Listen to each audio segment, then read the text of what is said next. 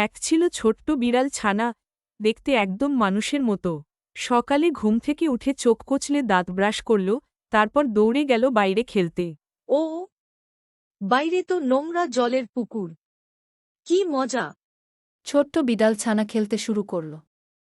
ছোপাছপ জল ছিটিয়ে মজা করল। ঠিক তখনই মা এল। এই নোংরা জলে খেলা একদম নয়, এতে শরীর খারাপ হয়।